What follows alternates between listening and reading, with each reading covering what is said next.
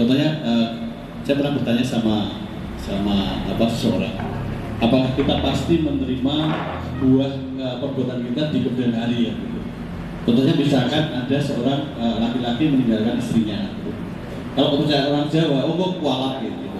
Tapi justru ada fenomena yang kehidupannya malah berkelimpahan. Nah itu saya cocokkan dengan YouTube-nya dengan yang kenapa orang jahat bisa sukses gitu ya kemarin. Karena dengan jawab kemarin karena terus akhirnya tapi jangan memotivasi Anda jadi penjahat loh ya. Bukan ya. Karena memang yang dicari itu kan gitu. Yeah. Nah dia dalam kehidupannya mungkin tidak bisa cari ketenangan dan lain-lainnya. Nah kalau seperti yang tadi saya sampaikan, apakah sebenarnya bentuk karma sebab akibat itu bagaimana sih Mas itu? Kenapa bisa malah yang seperti ini seolah-olah terlihat berkelimpahan? Apakah selalu ada itu?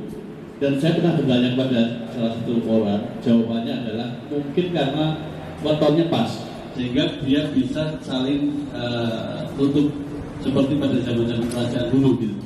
Raja cari istri untuk menutupi kekurangan-kekurangannya dia. Mungkin bisa dijelaskan Mas. Sebenarnya Oke, Swon. Ya, ini apakah karma itu bisa berubah, bisa dihapus gitu kan? Itu kira-kira dihapus gitu loh. Wong iki nglakoni A kok dia tidak ngunduh gitu. Ya, itu kita berangkat dari diri kita. Ya. Kalau kehidupan karma itu konsekuensi sebab akibat, pasti berbuah. Tapi buahnya seperti apa? Itu bergantung kesadarannya, bergantung tempatnya, bergantung lingkungannya, bergantung momentum dan situasinya. Oke, kira-kira begitu. Nah, seringkali kita itu sibuk melihat apa yang dilakukan orang lain. Akhirnya jenengan ini sing ngenteni kayak kok randang kena karma toh. Itu masalah Anda sebenarnya, bukan masalah orangnya. Gitu. Nah, makanya lakukan sesuatu itu secara spontan, tanpa pamrih, tanpa atensi. Itu tidak akan memiliki konsekuensi yang berat. Karena Anda tidak meninggalkan jejak magnet kuat di dalam jagat raya. Ketika Anda melakukan sesuatu karena ada atensi berlebihan, itu akan meninggalkan sampah memori. Yang itu akan bersentuhan dengan Anda nanti suatu ketika.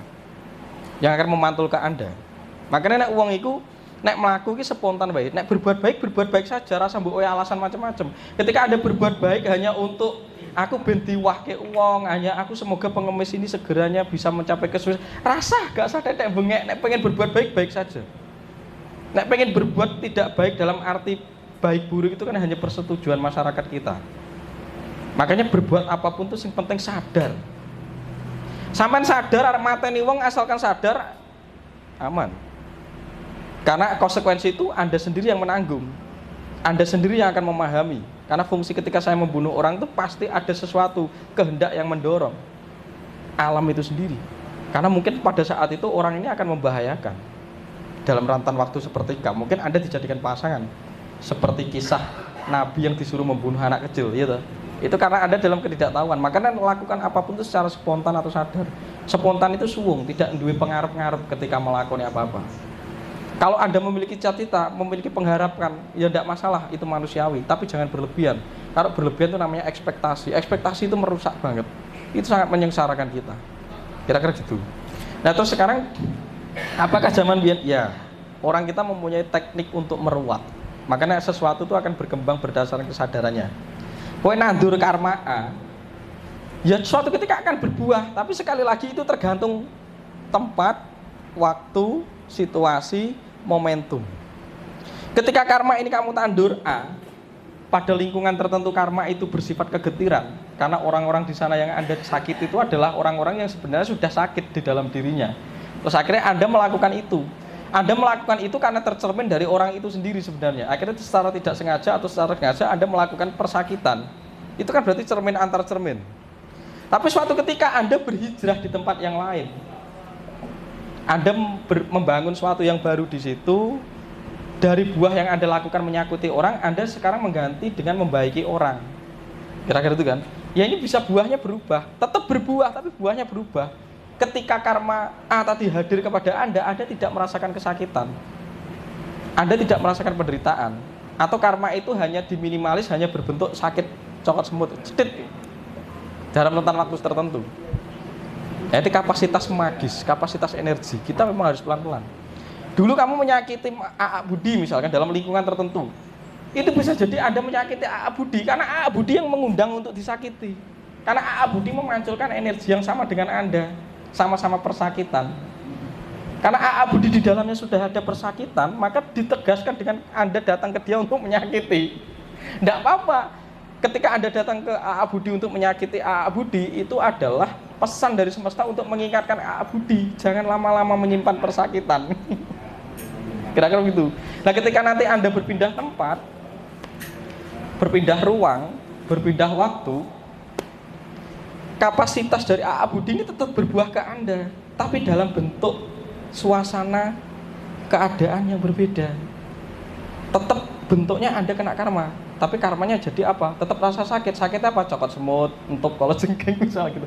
Itu pernah Anda lakukan, tapi sudah berubah bentuknya seiring lingkungan waktu ruang berbeda. Tapi karmanya tetap terjadi. Tapi karma tidak mengembang, karma bisa mengembang atau malah mengempis. Karma itu menjadi lebih mengembang ketika Anda tidak sadar, karena Anda masuk kepada lingkungan yang negatif. Soal loro lagi, karma akan lebih mengembang untuk menyakiti Anda. Tapi ketika Anda dengan kesadaran mengarahkan laku Anda kepada tindakan yang lebih berfrekuensi tinggi atau positif, karma mengempis, tapi karma tetap terjadi. Ruang sakitnya berkurang, ruang penderitaannya berkurang. Kira-kira gitu. Mudeng nggak kira-kira? Angel ngomong soal karma itu. Angel-angel gampang, kan itu barang jelimet. Maka disebut klenik itu. Selama ini Mas Gunggung menyampaikan karma kan Iya. saya sempat analisa itu, tapi tadi sudah dijelaskan bahwa karma itu ada beberapa. Iya. Nah, terus sekarang urusan selir ya, itu saya luruskan. Terlepas dari konotasi buruk soal selir, selir itu bukan berarti menikahi orang untuk enggak. Jadi kesadaran leluhur tahu untuk menyimpan DNA tertentu rahasia tahu, atau dia tahu oh wanita ini ketika aku hidupi itu akan memberi pengaruh energi terhadap saya. Maka seperti Ken Arok itu menghidupi Pratna Paramita. Ya, Ken Dedes. Nah, Ken Dedes itu dihidupi oleh Ken Arok. Dia tidak direbut. Ken Arok itu hanya menghidupi. Karena situasi Ken Dedes mungkin dengan Tunggul Ametung tidak lebih bahagia. Maka secara tidak langsung dia menghidupi Ken Dedes. Ketika dia tahu Ken Dedes dalam kapasitas didarmai dan dia mengembangkan perasaan yang senang dan merasa dicintai, energi ini akan berbalik imbasnya kepada Ken Arok yang dari orang nol bisa menjadi raja karena memanggil energi dan mengakses energi dari Ken Dedes. Ini sebuah prinsip gotong royong.